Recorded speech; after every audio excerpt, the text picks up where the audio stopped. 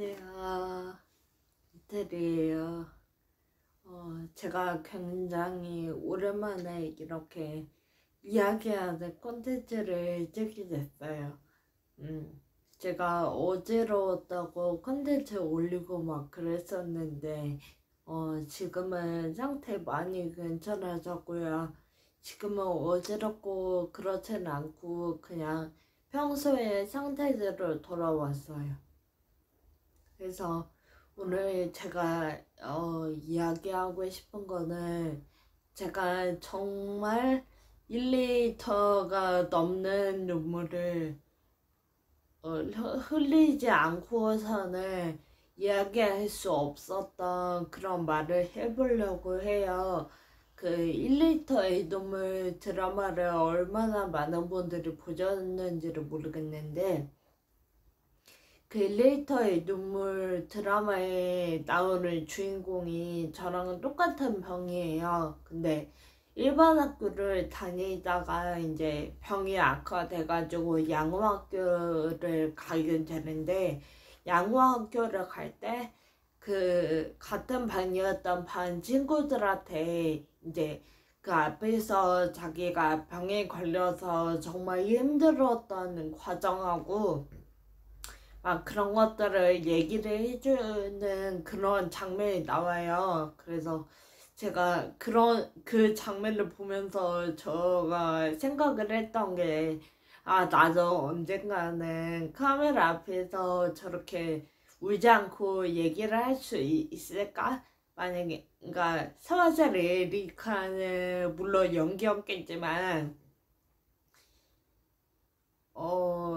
진짜 실제 키토 아야 님도 그렇게 투명 생활 중에서도 꿋꿋하게 일기를 쓰시고 막 했던 게, 왠지 키토 아야 님도 그렇게 사와자 레리카처럼 앞에서 울지 않고 얘기를 했을 것 같아서 그냥 저도 그런 생각을 해봤어요. 구독자님들 앞에서 울지 않고 얘기를 해볼 수 있을까?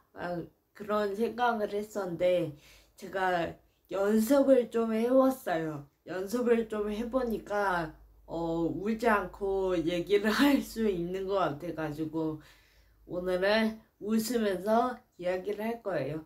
그리고 편집을 하긴 할 거지만 최대한 편집은 안 할 거예요. 왜냐면 끝까지 울지 않는 거를 보여드리기 위해서. 시작할게요. 우선은 카메라 앞에서 공식적으로 제 자신한테 인정을 한데, 제 병은 불치병이에요.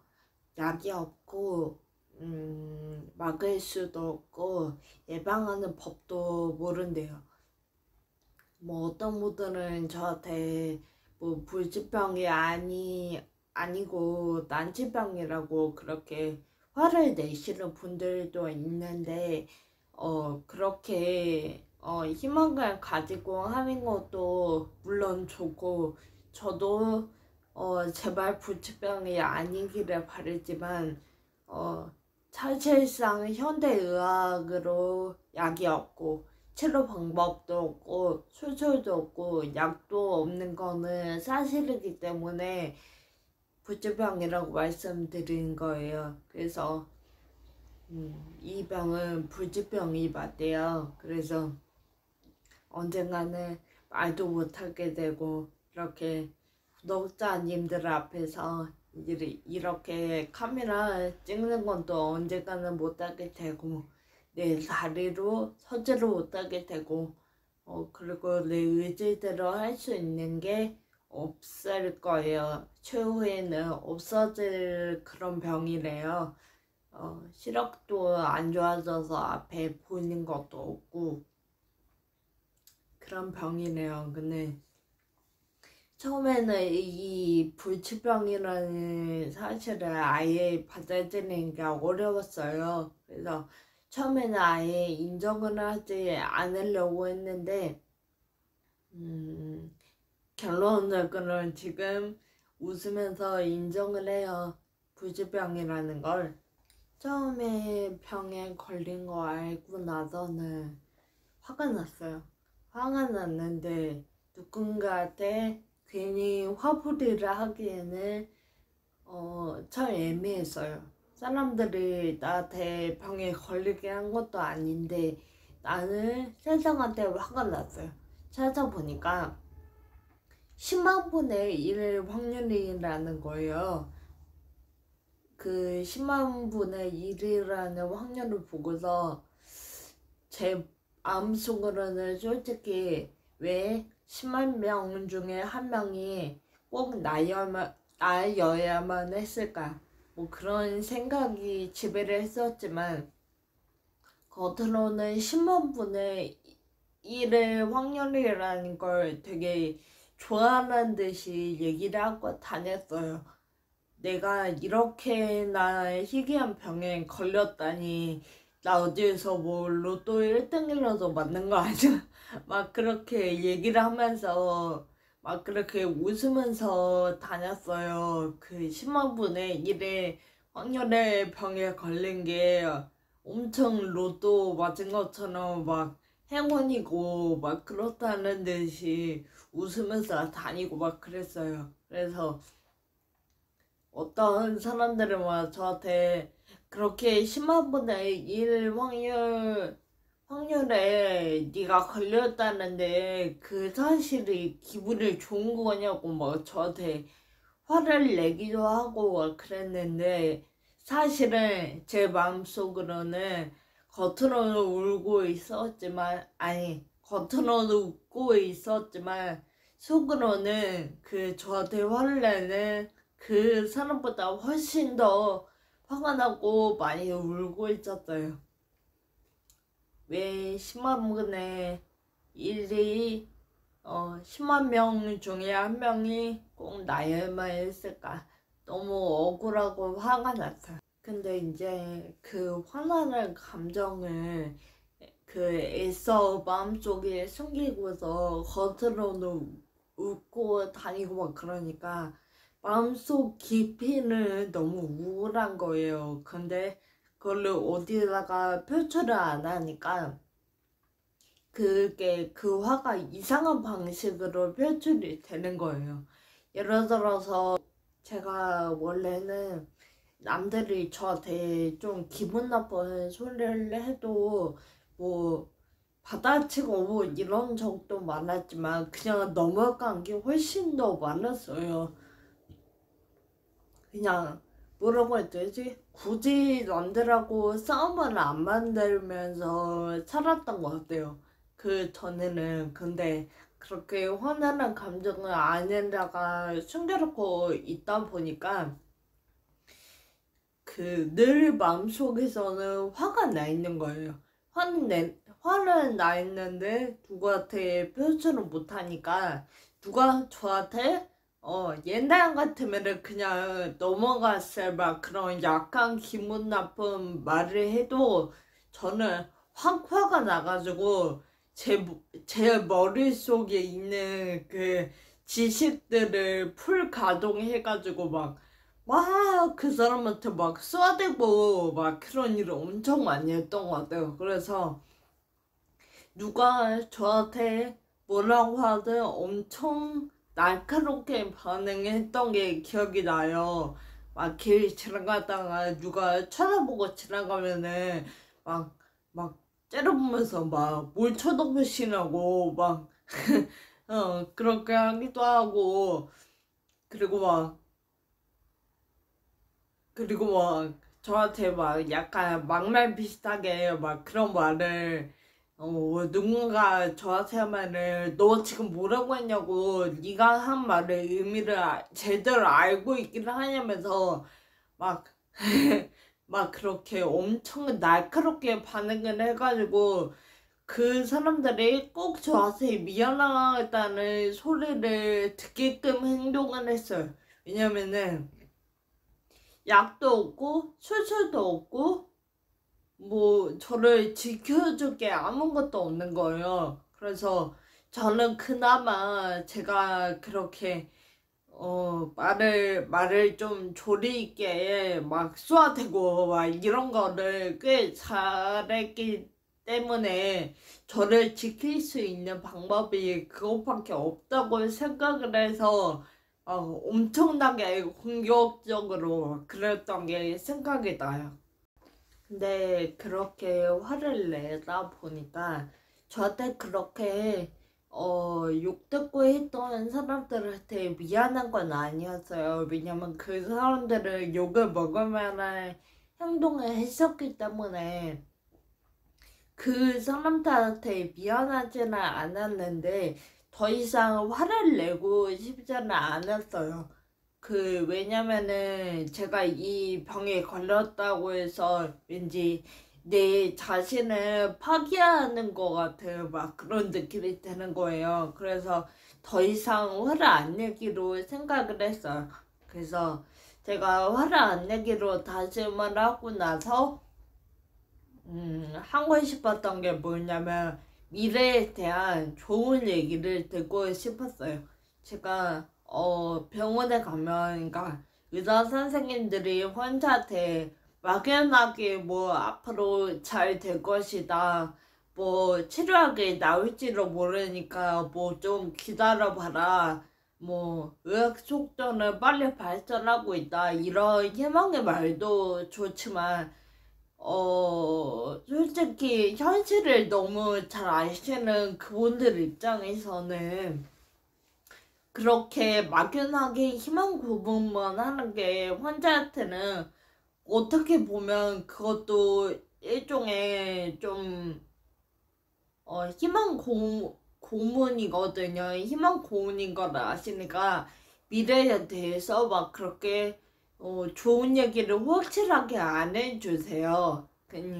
병원에 가면 뭐 이런 좋은 얘기를 못 듣고, 그리고 인터넷을 찾아보면은 내가 병원에서 의사 선생님한테 듣는 얘기보다 훨씬 더 심하고 잔인한 얘기들만 있고, 그러니까 내 앞으로의 미래에 남은 좋은 일이 한 개도 없는 거예요. 어디를 가요?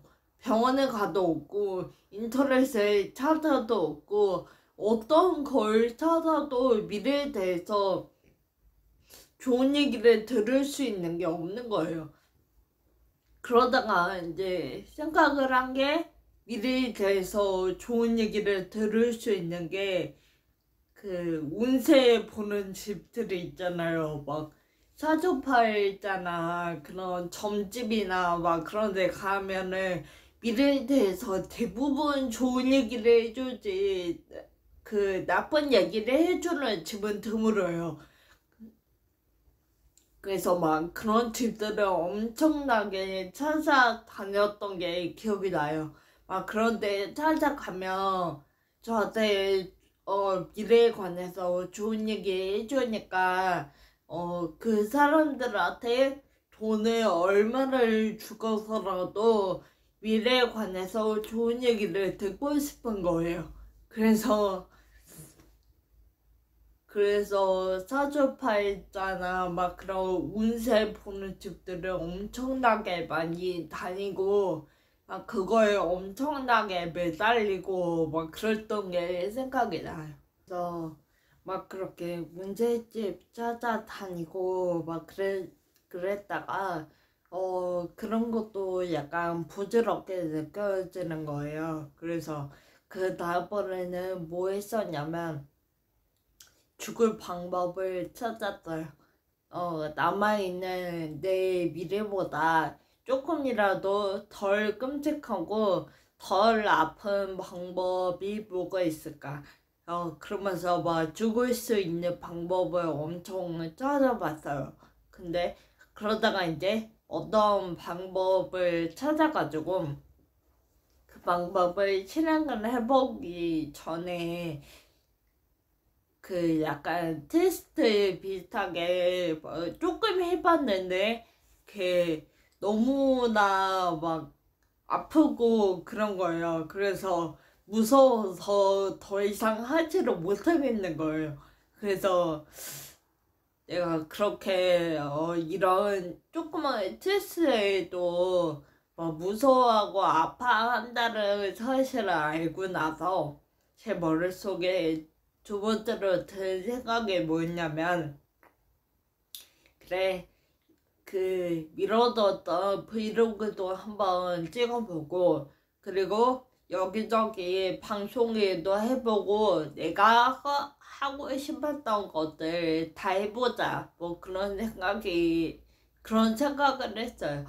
그렇게 하다가 잘 안 되면은 그 다음은 아픈 거 참고 죽지 뭐 그런 생각이 지배를 했어요. 그래서 그 유튜브 하는 것도 물론 큰 용기가 필요했지만, 막 다른 데 큰 방송사라든지 아니면 다른 데서 인터뷰를 할 때 다른 사람들은 저를 보고 막 그렇게 얘기를 해요. 어떻게 그렇게 큰 카메라 앞에서 떨지도 않고 그렇게 뭐 대본이 떨어 있고 했던 것도 아닌데 어떻게 이렇게 떨지도 않고 잘 이야기를 하냐고 막 그렇게 얘기들을 하는데, 그 막상 인터뷰를 하고 있는 제 머릿속에는 이거 해보고 안 되면 죽으면 되는 거예요. 그래서 얘가 만약에 이 큰 카메라 앞에서 떨려가지고 말을 똑바로 잘 못했었다고 해도 잘 안 되면 죽어버리면 그만이고, 그리고 뭐 인터뷰하는 것도 내가 전하고 싶은 말을 잘 못 전해도 브이로그에 내가 원하는 수만큼 뭐 많은 사람이 그 모여가지고 이 병을 알리지 못하게 된다고 해도 죽어버리면 그만이지 뭐 막 그런 생각이 지배하고 있었어서, 솔직히 저는 그렇게 큰 카메라 앞에 서도 한 개도 안 떨렸던 것 같아요. 나는 삶과 죽음에 달린 문제인데 사회적인 명성이나 돈이나 뭐 그런 게 아니었거든요. 삶과 죽음이 달려버리니까 아무리 처음 하는 일이었어도, 아무리 큰 카메라 앞이었어도 하나도 안 떨렸던 것 같아요. 막 그렇게 용기를 냈던 것 같아요.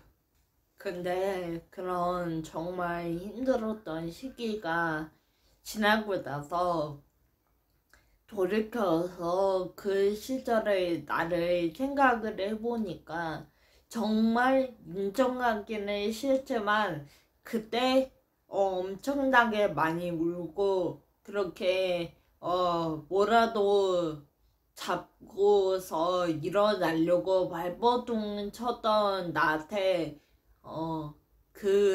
그랬던 내가 지금의 나를 일으키게 만들어준 힘이었다고 생각해요. 그렇게 많이 힘들었던 게. 그래서 사람마다 각자 힘든 일이 있겠죠. 지금 이 영상을 보시는 분들 중에서도 개인적으로 힘든 일이 있으실 거고, 그리고 세상에는 저 말고 다른 분들도 물론 힘든 분들이 엄청나게 많겠죠. 그 자체를 너무 비관적으로 바라보지는 않으셨으면 좋겠다는 그런 말을 해드리고 싶어요. 이게 남은 인생이 어떻게 될지 정말 나한테 남은 시간이 얼마나 있는지 정말 모르잖아요. 저도 몰랐어요. 저도 나에게 남은 시간이 얼마나 있는지 몰랐는데 돌이켜서 생각을 해보니까 그렇게 초기 때 내가 발버둥 치고 많이 울었던 게 잘못했었다고 생각을 안 하고 잘했었다고 생각을 해요. 내가 그렇게까지 많이 힘들었구나. 근데 그런 힘든 상황에서도 어떻게든 조금이라도 좋게 생각을 해보려고 그렇게 많이 발버둥 치고 했었구나 하면서 되게 뿌듯하고 막 그런 것 같아요. 그래서 우울한 시기를 보내시는 분들이 자기의 시간을 너무 헛되게 쓴다고 생각하시고 살아가는 분들이 있는 것 같은데, 자기의 시간을 헛되게 쓰는 사람은 거의 없어요. 거의 없고, 돌아보면은 그 시간을 본인이 어떻게 썼든 자기 자신한테 맞춰가지고 그 시간을 쓴 것뿐이에요. 그러니까 너무 그렇게 낙담하고 자살하지 말았으면 좋겠어요. 왜냐면 저도 그럴 거거든요. 제가 영상 편집 중간중간에 했지만 거의 무편집 본이고 그래요. 대본도 없고 막 그런데 이런 장황한 얘기 끝까지 들어주셔서 너무 감사해요. 뭐 낫냐?